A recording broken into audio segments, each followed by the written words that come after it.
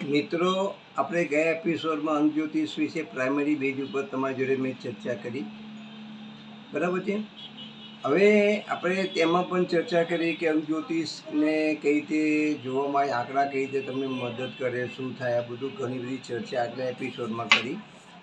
હવે આપણે આગળ વધીશું કે અંક જ્યોતિષની અંદર આપણે કઈ રીતે આપણને હેલ્પફુલ થાય, અંક જ્યોતિષ આપણને કઈ રીતે મદદરૂપ થાય. દુનિયામાં 90% માણસો એવા છે કે જેને દિશા જ ખબર નથી, પોતે શેના માટે જન્મ્યા છે, શું કરવા માટે જન્મ્યા છે, શું કરવું. એ બીજા કોઈ કરતા હોય, કોઈક ધારો કે એન્જિનિયરિંગમાં ગયું તો બધા એન્જિનિયરિંગમાં જાય, કોઈ કોમર્સમાં ગયા તો બધા કોમર્સમાં ભણવા જાય, કોઈ આઈટીમાં ગયું તો બધા ભાઈબંધો આઈટીમાં જાય, પણ એમને પરફેક્ટ પોતાનો પ્રોફેશનલ ખબર નથી, પોતાનો વ્યવસાય ખબર નથી, પોતાને કઈ ડેસ્ટિનીમાં જવાથી ફાયદો થશે એ ખબર નથી. આ બધું જ તમને તમારી ડેટ ઓફ બર્થમાં બધું બતાવેલું છે, પણ કોઈ સારા ન્યુમરોલોજીસ્ટની તમને જરૂર છે. મિત્રો, અનેક સમસ્યાઓ જીવનમાં હોય છે.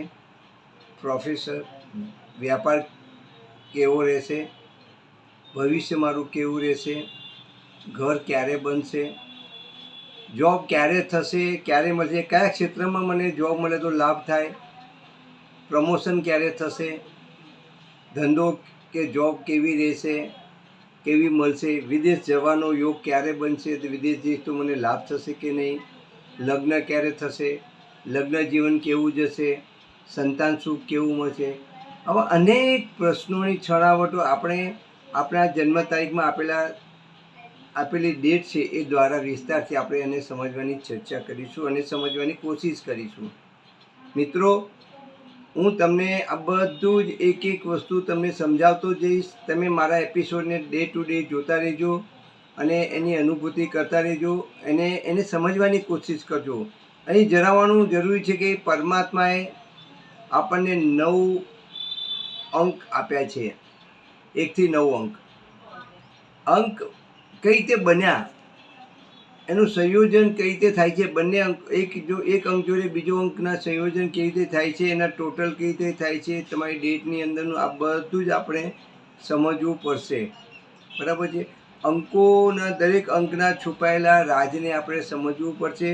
અહીં પ્રથમ આપણે જાણવું પડશે કે એલિમેન્ટ જે તમને એલિમેન્ટ આપ્યા છે ભગવાને, એ જન્મ તારીખમાં 3 એલિમેન્ટ આપ્યા છે તમને.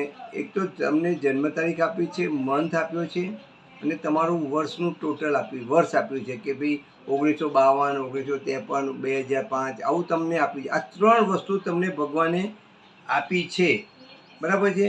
આ 3 અંકની અંદરના રહસ્યોને તમારે સમજવા પડશે. દરેક અંકનું તમારે એ સમજવું પડશે કયો અંક અને એનું મહાત્મ્ય શું છે, એનું કેરેક્ટર શું છે, એ અંકનું એના વિશે તમારે સંપૂર્ણ રીતે જાણવું પડશે. પહેલાં તો આપણે ડિટેલથી બધું જતા જઈશું, બરાબર છે. હવે આપણે આવતા અંકમાં દરેક અંકની એની સ્ટેટિસ્ટિક જોઈશું, એ અંક કેવો છે, એ અંકની એની નેચર કેવો છે, એના વિશે આપણે ચર્ચા કરીશું. પછી આગળ આપણે આને અંકને તમારી જન્મ તારીખની અંદરથી કઈ રીતે શોધવા બધું એના વિશે ચર્ચા કરીશું. 84 યોગ છે એના વિશે આપણે ચર્ચા કરીશું. દરેક વિશે છણાવટથી ચર્ચા કરીશું. તમારા અંકની અંદર ડબલ અંક આવતા હોય, ટ્રિપલ અંક આવે, કોઈ અંક નથી તો એનો શું થાય, બધું છણાવટ આપણે કરીશું.